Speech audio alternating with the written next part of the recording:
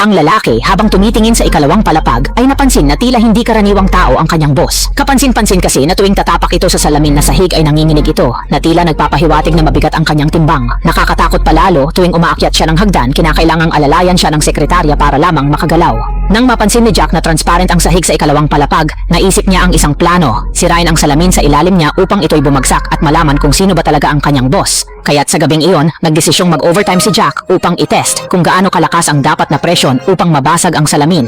Ngunit habang siya ay seryosong nag-e-eksperimento rito, hindi niya napansin na nasa likod na pala niya ang boss niya. Para maitago ang tunay niyang ginagawa, sinabi ni Jack na gumagawa lang siya ng isang maliit na laro. Agad naman niyang ipinaliwanag ang ideya sa laro at nagulat siya nang magustuhan ito ng boss na nagbibigay pa ng utos na tapusin ito magdamag upang masubukan kinabukasan. Sa hindi inaasahang pangyayari, dahil sa laro, si Jack na dapat matanggal sa trabaho ay nakuha ulit ang tiwala ng kanyang boss. Para purihin siya sa kanyang trabaho, niyaya siya ng boss sa isang misteryosong lugar ng 10 oras ng gabi. Pagdating nila sa lugar, dinala muna siya ng boss sa isang maliit na kwarto at sinabihang tanggalin ang kanyang damit. Pala, required ang formal na pananamit para makapasok sa lugar na iyon. Nang makapasok si Jack, nabighani siya sa ganda ng paligid na puno ng mga babaeng napakaganda. Habang nagmamasid, nilapitan siya ng isang babaeng blonde na agad niyang kinausap. Kahit hindi niya alam ano ang motibo ng kanyang boss, hindi niya inakala na ang babae roon ay napaka-aktibo. Sinubukan niyang makipag-usap ng mahaba. Habang tinatanong kung mag-isa lang ang babae sa lugar na iyon, biglang pumasok ang boss at tumigil ang usapan nila. Dahil mukhang interesado ang boss sa babae, nagdahilan si Jack na pupunta muna sa palikuran. Ngunit nang bumalik siya pagkatapos ng ilang minuto, wala na ang babae at ang boss lang ang natitira. Agad hiniling ng boss na maghatid ng isang bagay na nagulat si Jack nang malaman niyang isang buhay na tao pala ang nilalaman ng bag na iyon. Tinanong ni Jack ang kanyang boss kung anong iligal na gawain ito, pero hindi siya pinansin. Habang nagsisikap si Jack pigilan ang sasakyan, bigla namang huminto ito dahil sa checkpoint ng mga pulis. Matinding kaba ang naramdaman ni Jack dahil baka mahanap ng pulis ang taong nasa sako. Sa swerte, hindi sinuri ng pulis ang kotse nila kaya nakaligtas sila. Pagkatapos nito, tumuloy ang boss sa gasolinahan at lumabas upang magbayad. Habang wala ang boss, binuksan ni Jack ang sako at nagulat siya na ang blonding babae pala ang nandito. Tumakas ang babae at may iniwang mensahe kay Jack. Sabi ng babae, kung gusto mong malaman ang lahat, magpunta ka sa Frank Florist. Pagkatapos ay umalis siya agad.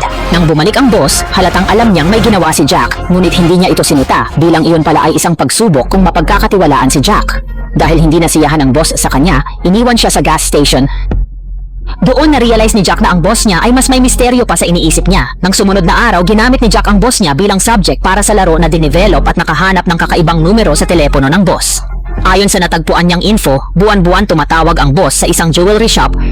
Pagdating sa nasabing tindahan, hinarap ni Jack ang may-ari at tinanong kung kilala niya ang kanyang boss. Subalit, bigla na lamang pinindot ng matanda ang alarm at ang metal gate ay nagsimulang bumaba, nagpapakita ng isang bagay na lihim at nakakabahala. Itinapat ng matandang lalaki ang kanyang ulo kay Jack, tila nais siyang takutin. Ngunit mabilis ding inalam ni Jack na hindi siya sasaktan nito. Binuksan ng matanda ang isang plano na naglalaman ng mga disenyo. Sinabi nito na may babaeng nagpagawa ng mga kagamitang batay sa plano, partikular na ng gintong balangkas. Natuklasan ng matanda na may kakaibang lagda mula sa bawat proyekto, lagi itong nakapangalan kay Nick. Mula noon, buwan-buwan may nagpapagawa ng mga piraso ng gintong na diskubre ng matanda, hanggang makumpleto niya ang 260 na bahagi na ipinasya niyang bumuo ng buong balangkas ng gintong katawan. Habang iniisip ni Jack ang lahat ng nalaman, pumasok sa kanyang isip na ang bigat ng kilos ng kanyang boss ay posibleng kaugnay sa natuklasan na gintong kalansay. Sa gitna ng kanyang pagpaplano kung paano isisiwalat ang mga ito, bigla na lamang pumasok ang mga lalaking armado sa tindahan. Lubos na tensyon at takot ang naramdaman ng lahat sa loob ng tindahan. Salamat sa pagkakaroon ng armas ng may-ari ng tindahan na natili ang kaayusan. Tumulong pa si Jack upang masiguro ang kaligtasan ng lahat at tiyaking walang masaktan sa nagbabadyang kaguluhan. Si Jack bumalik sa kanyang company, lumusob ng martilyo sa boss versus pagmataas ang investig na Discovery Tectonics ni Uwak Default State. Jack Pisopogi Bitang Kitektoniko o mismong sa